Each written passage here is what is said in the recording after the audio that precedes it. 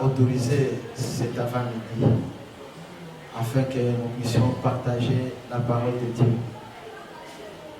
Il est vraiment très important parce que la Bible dit que les moments soient favorables ou pas, la parole de Dieu doit être prêchée. Pour ce matin, nous commençons notre message. C'est toute une série d'enseignements que nous allons suivre. Mais pour ce matin, c'est l'introduction. En d'autres termes, ça sera la première partie de notre message. Je crois très bien que le thème que nous sommes en train d'exploiter pendant cette semaine, en commençant ce dimanche, le thème que Dieu nous a donné pour exploiter pour la bénédiction de son peuple, le thème c'est le coronavirus, maladie ou la peur. C'est ça le sujet. Le coronavirus, maladie ou la peur. Je crois très bien que notre message sera divisé en 3 grandes parties. La première partie, nous parlerons sur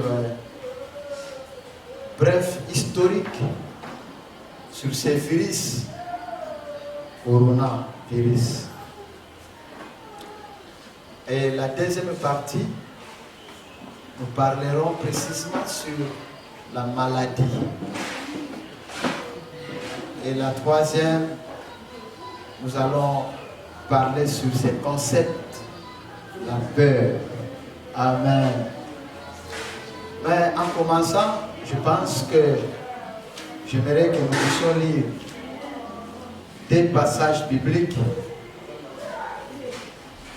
Le premier passage biblique, c'est dans Psaume chapitre 91, à partir du verset 1er jusqu'au verset 15.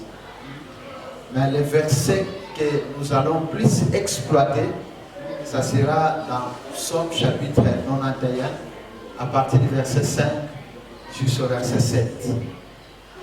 Et le second passage, ça sera dans l'Amos chapitre 3, verset 6. Alors, nous allons commencer d'abord par Psaume chapitre 91, verset 5. Je lis la parole au nom de Jésus. Tu ne craindras ni les terreurs de la nuit, ni la flèche qui vole de jour, ni la peste qui marche dans les ténèbres, ni la contagion qui frappe en plein midi. Que 1000 tombent à ton côté et 10 000 à ta droite, tu ne seras pas atteint. Et Amos chapitre 3 verset 6,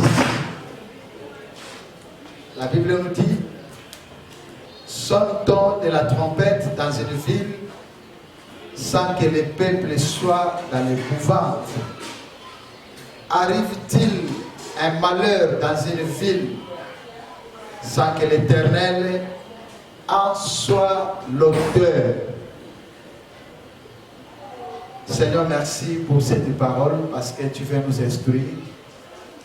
Dans cette période de la crise planétaire, mon Dieu, tout le monde est dans la panique.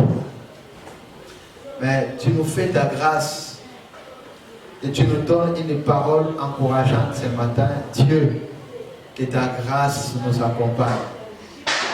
Chacun de nous qui m'écoute à ce moment, Dieu, je porte seulement ta bénédiction, ton instruction, ton Esprit Saint puisse nous accompagner. Au nom de Jésus-Christ de Nazareth. Amen. Je commence par quelques observations. C'est ces observations qui vont nous aider afin que nous entrons dans notre message. Quelques observations que j'ai faites en suivant de tout ce qui se passe.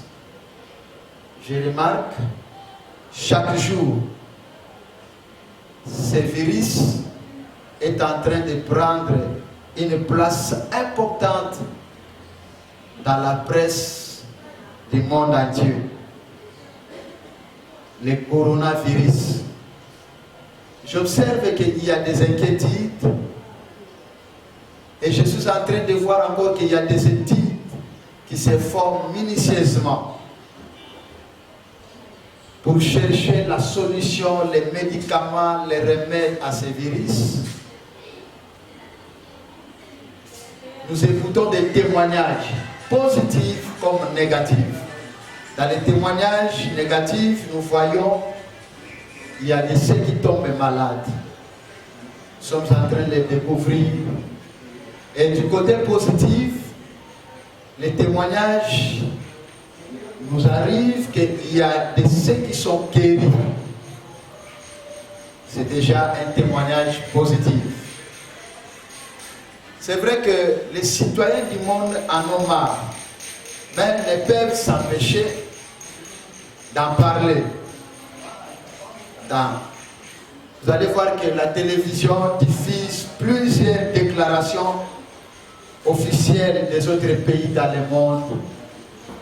Les pays qui sont touchés par le Covid-19. Nous entendons beaucoup de déclarations. Ça, c'est la première observation. La deuxième, quand je vois un simple virus de 50 microns fait trembler de grandes puissances mondiales, malgré leurs armes sophistiquées, malgré qu'ils ont des bombes atomiques, bombes à neutrons,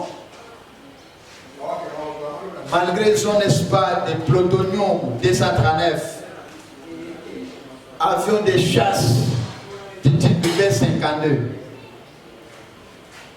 Toutes ces grandes nations, des puissantes nations qui ont des hélicoptères Apache, des hélicoptères Puma, ils ont des missiles sol, des missiles sol air A447, etc. Et quand je vois encore ces pays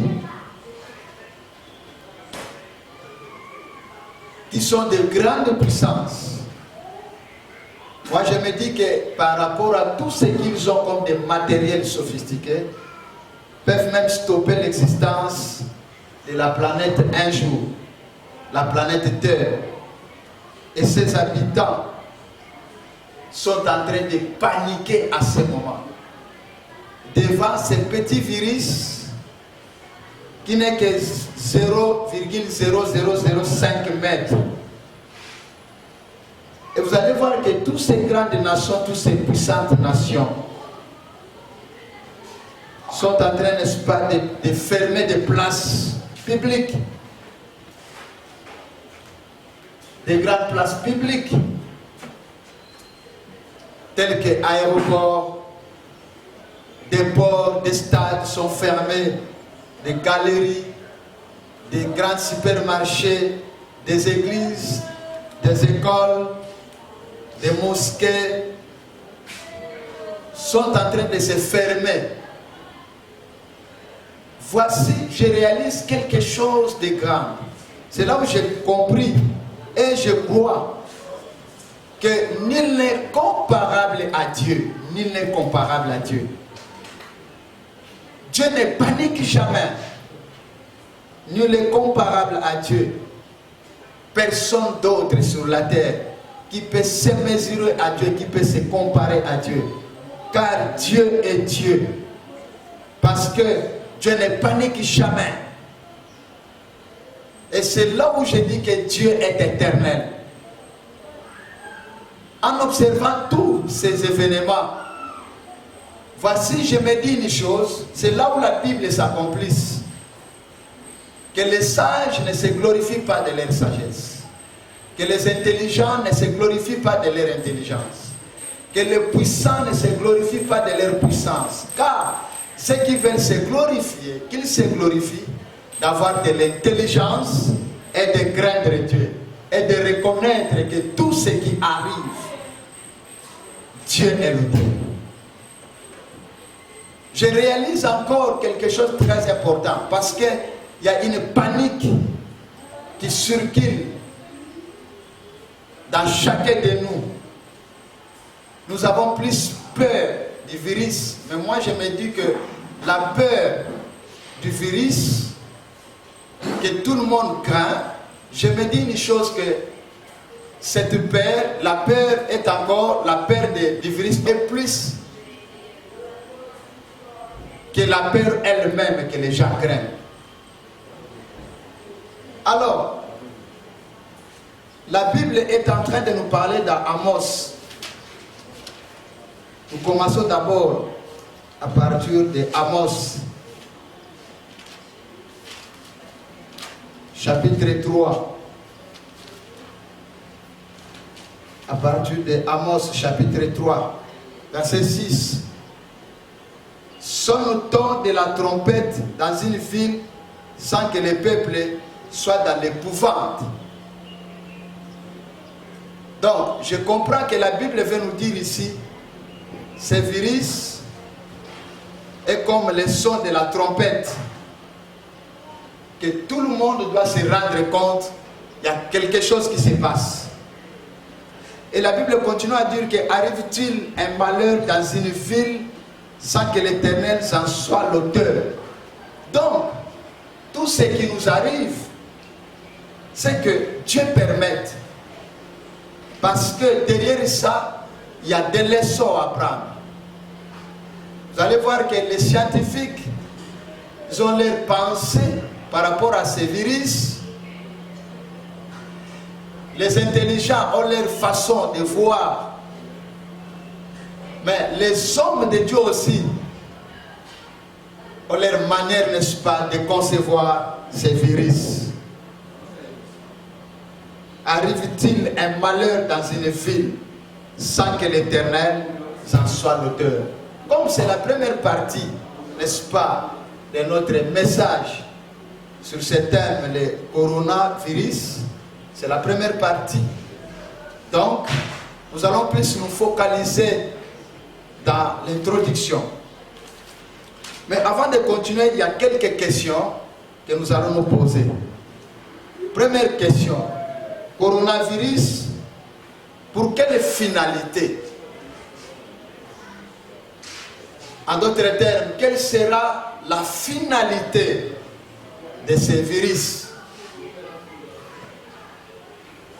Deuxième question, coronavirus, pour quelle opportunité cette maladie nous apporte?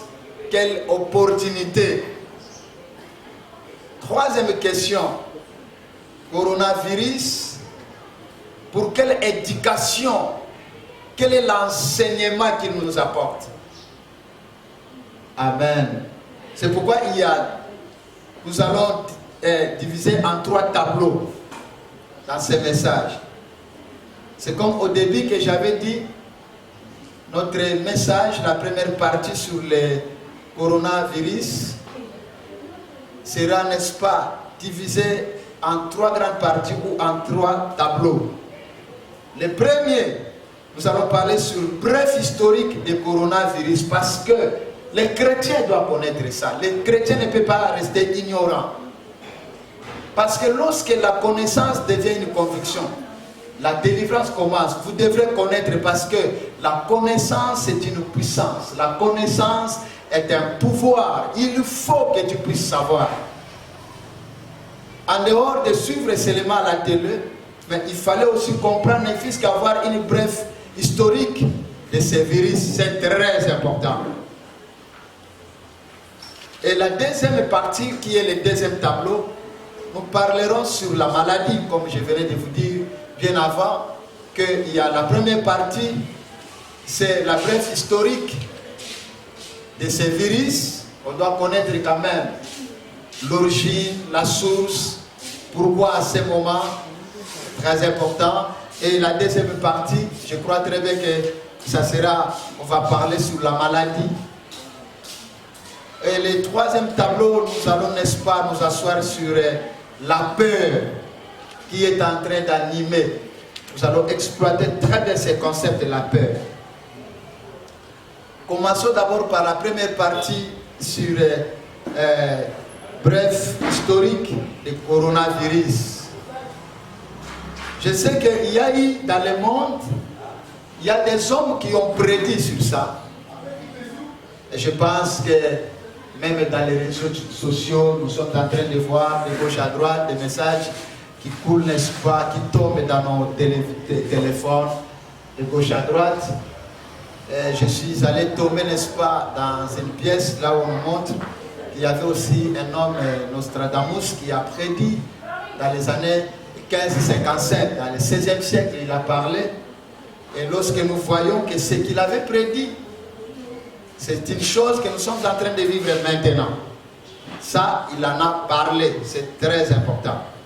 Et en dehors de lui, il y a aussi d'autres hommes de Dieu que Dieu a parlé. En suivant, n'est-ce pas, quelque chose où il y a un message qui est tombé aussi. Un homme de Dieu que Dieu a parlé, c'était le 19 décembre. Il a prédit sur le mois de mars qu'il y aura quelque chose qui se passera dans le monde. Le monde sera dans la panique. Nous avons suivi ça. Et nous voyons que Dieu ne ment pas, Dieu a parlé. Les choses se concrétisent, les choses se réalisent. Alors, par rapport à nous, nous n'allons pas vous parler tout dire, mais sauf une brève historique concernant cette maladie, ce virus, coronavirus. C'est quoi au juste le coronavirus?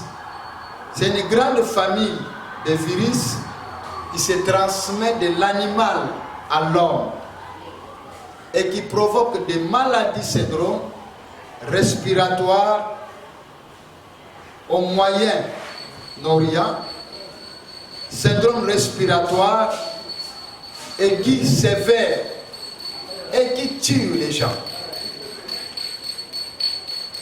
Donc, il est découvert la première fois entre 1956 et 1960 en Chine, sous forme, n'est-ce pas, d'une grippe de sous-type HD-N2. Il a fait environ 2 millions de morts, 2 millions de victimes, avant qu'il traverse l'Amérique, avant qu'il traverse l'Europe. Et le vecteur, n'est-ce pas, de ces virus, à l'époque, c'était, n'est-ce pas, les canards sauvages. Ça, c'est dans les années 55, 1956 jusqu'à 1960. Cette maladie est apparue. C'était toujours en Chine. Alors, la deuxième phase de cette maladie, c'était, n'est-ce pas, en 2002. En 2002, coronavirus, ça quittait, n'est-ce pas, les réservoirs animaux pour tuer des êtres humains. On l'appelait les SRAS.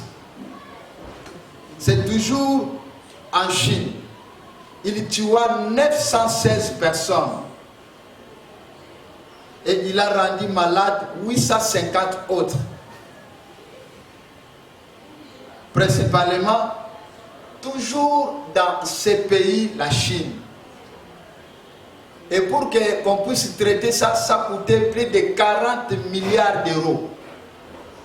Et cette fois-ci, le vecteur qui a provoqué cette maladie, c'est les civettes. Ce n'est pas tout.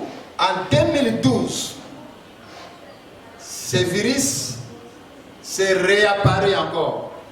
En Arabie Saoudite, le coronavirus, le maire devient mortel.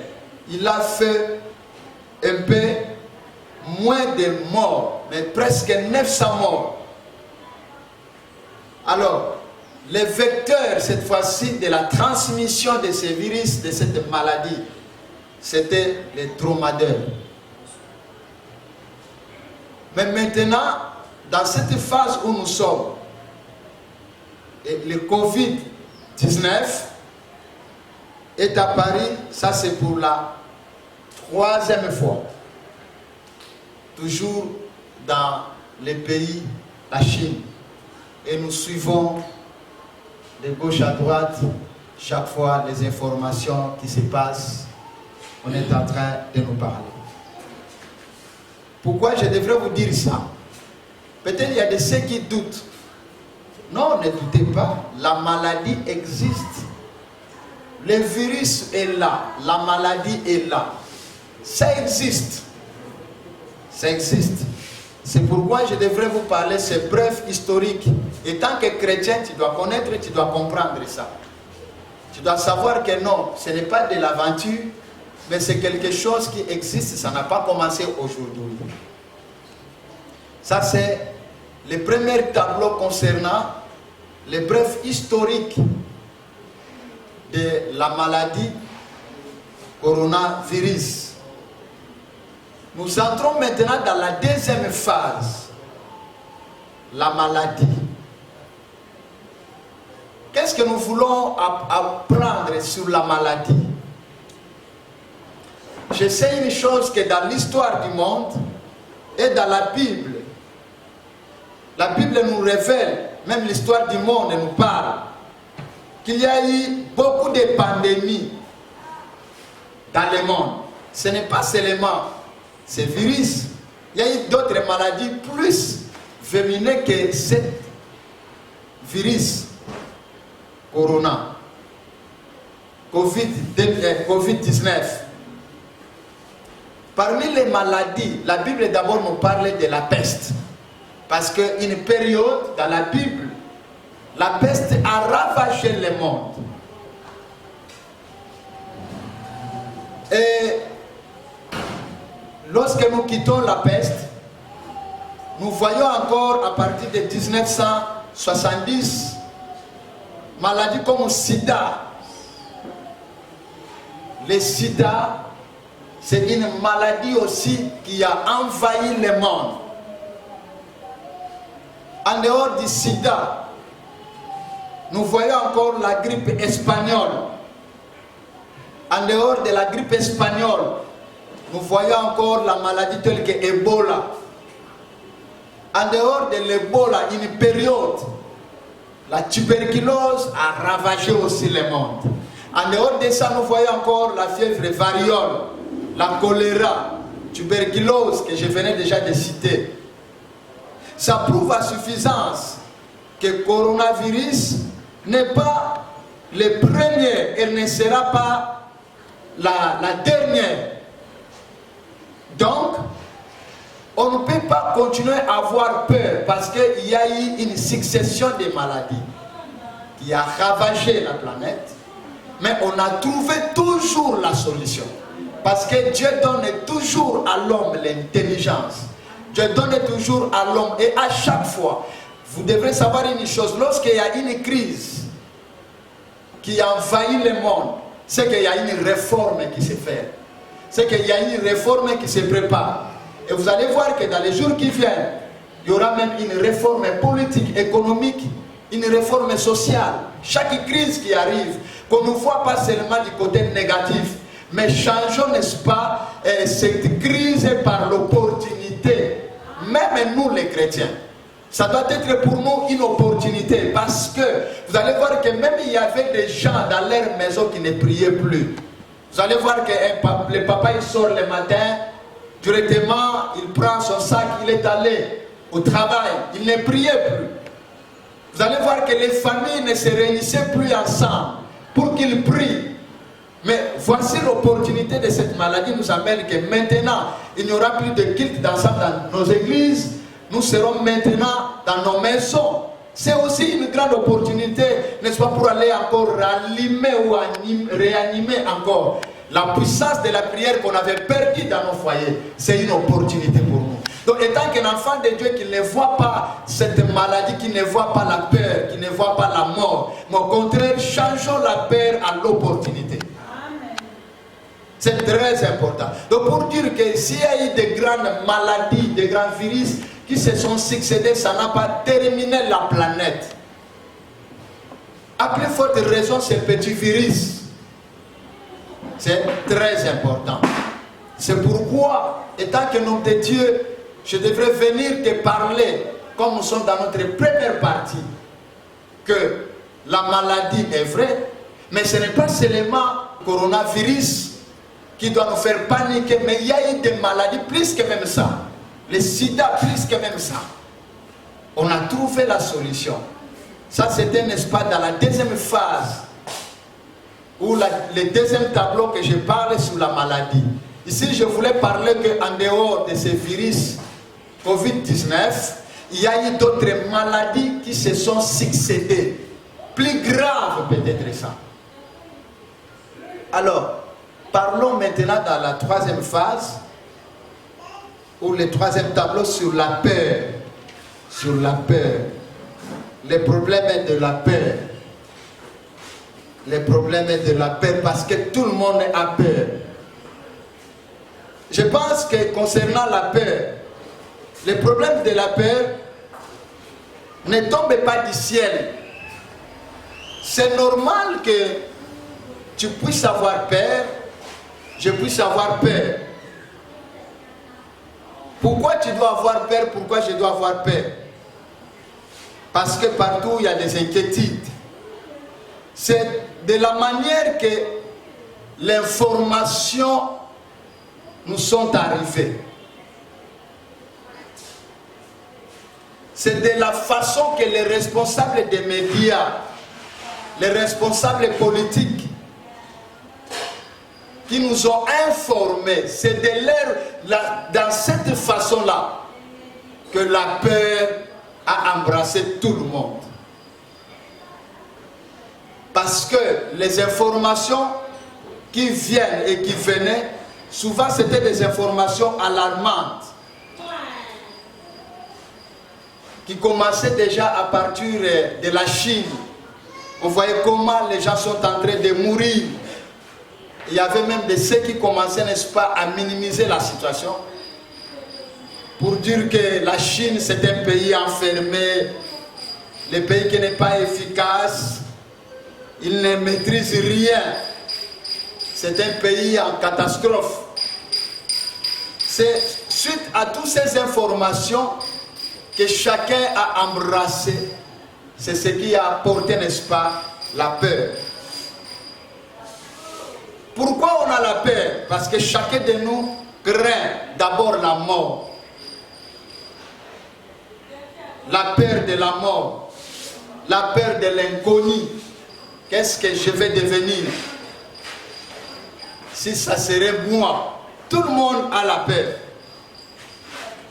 Mais moi, je vais vous le dire une chose, mes chers amis, mes chers frères. L'année a 365 jours plus 6 heures. Mais vous allez voir aussi dans la Bible est en train de nous parler 365 fois. Ne crains pas, n'aie pas peur. N'aie pas peur, ne crains pas. Vous allez voir que tous ces événements qui arrivent, il y a une grande opportunité.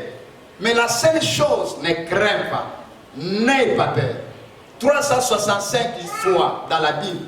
Donc, ça veut dire que chaque matin, lorsque tu te réveilles, la première chose que tu dois déclarer, mon âme, n'aie pas peur. Ma vie, ne crains rien. Parce que notre vie, regardez un peu quand je m'imagine, comme je venais de vous parler, que des grandes puissances, que nous tous nous craignons, et que par rapport à cette maladie, ou un jour par rapport à leur puissance, ils peuvent arrêter la planète un jour. C'est là où nous comprenons que l'homme est limité et que Dieu n'a jamais été limité. Mais nous ne comptons pas sur une personne, mais nous comptons sur Dieu. Et qu'est-ce que Dieu dit? Ne crains rien, n'aie pas peur. Parce que nous sommes en train de voir aujourd'hui les aéroports se sont fermés. Dieu, qu'est-ce que la Bible nous parle? Lorsque nous lisons Psaume chapitre 91, versets 5 à 7. Tu ne craindras ni les terreurs de la nuit, ni la flèche qui vole de jour, ni la peste qui marche dans les ténèbres, ni la contagion qui frappe en plein midi. Tu ne craindras jamais.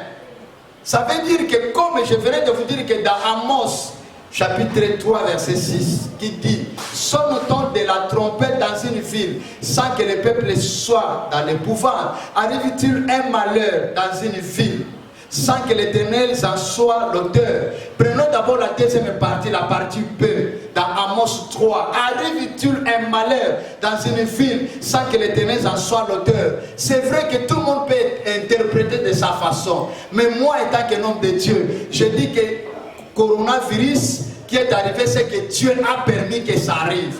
Et lorsque Dieu a permis que ça arrive, voici la réponse qu'il nous donne. C'est dans Psaume 91, verset 5 à 7, que tu ne craindras nul les terreurs. En d'autres termes, ne crains pas ces virus. Toi, étant qu'un enfant de Dieu, ne crains pas. Parce que nous avons fait l'alliance avec Jésus-Christ. Une alliance perpétuelle. Une alliance qui est plus forte que la maladie. C'est lui-même, il dit, tu ne craindras ni les terreurs de la nuit. Tu ne craindras ni la flèche qui vole de jour. Ni la peste qui marche dans les ténèbres. Ni la contagion qui frappe en plein midi. Ça, c'est Dieu qui me dit. Ça, c'est Dieu qui me parle. Je ne peux jamais avoir peur.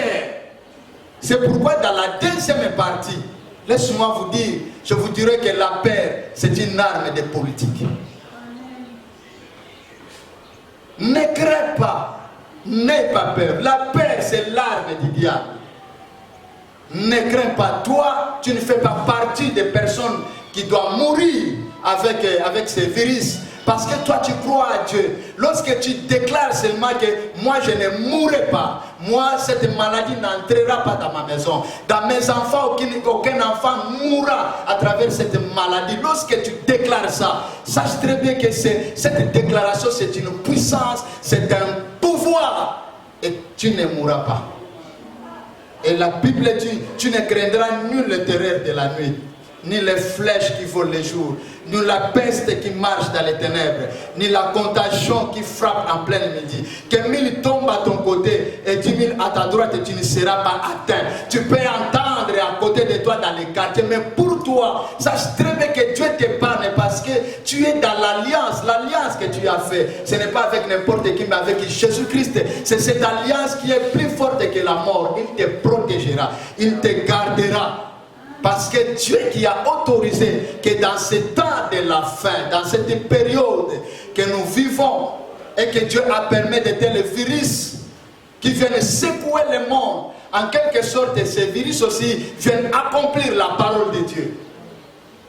Ne vois pas seulement du côté négatif, mais vois ça du côté positif, pour dire qu'aucune chose mauvaise peut-il arriver, aucun malheur dans une ville peut-il arriver sans que le Seigneur soit auteur.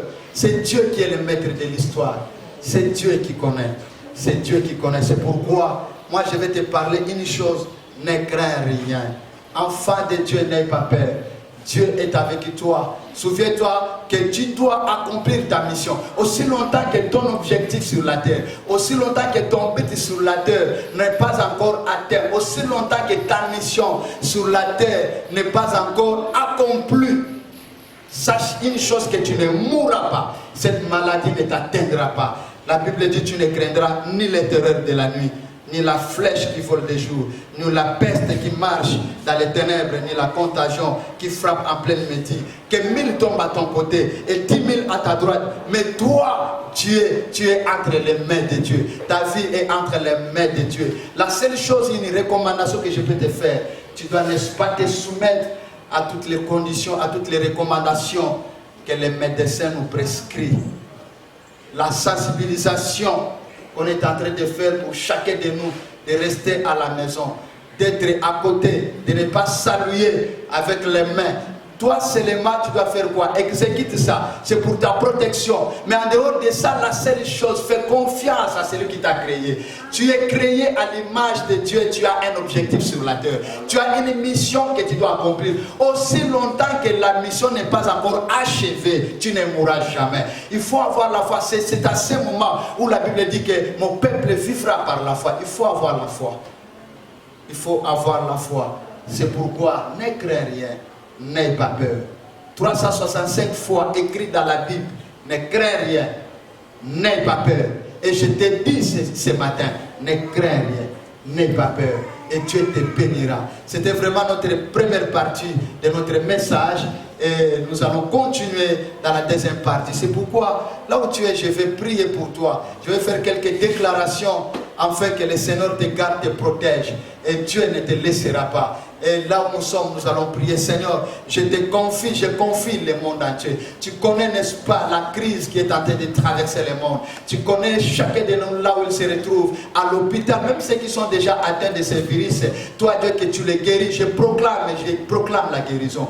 Dieu, que tu protèges ton peuple. Je sais que c'est une petite période qui va passer, mais il y a des messages, Seigneur Père. Seigneur Père, il y a des leçons que tu es en train de nous apprendre. Pour dire qu'elle ne se confie pas, n'est-ce pas, à des armes sophistiquées, mais confions à l'Éternel, parce que l'Éternel est le Dieu merveilleux. En Dieu, il n'y a pas de limite. C'est lui qui nous donne l'intelligence. Oh Dieu, que tu gardes, que tu protèges ton peuple et que tu nous bénisses. Que ta main accompagne chacun de nous, Père très saint. Je sais comme ta parole déclare que ne crains pas, n'aie pas peur. C'est toi qui protèges toutes les familles de la terre. Tu protèges tous les enfants de Dieu, chacun là où ils se trouvent. Mon Dieu, mon roi, que tu gardes et que tu enlèves la paix, Seigneur. Et que nous puissions nous confier à toi. Toute personne qui se confie à toi ne sera jamais confiée. Sois béni, Père, et que bénis ton peuple, et que ta grâce puisse accompagner chacun de nous. Au nom de Jésus-Christ de Nazareth. Amen. Je pense que la deuxième partie, ça va venir bientôt. Que le Seigneur te bénisse. Ne crains pas, n'aie pas peur. Soyez forts, soyez formidables encore davantage. Que Dieu nous bénisse. Merci beaucoup.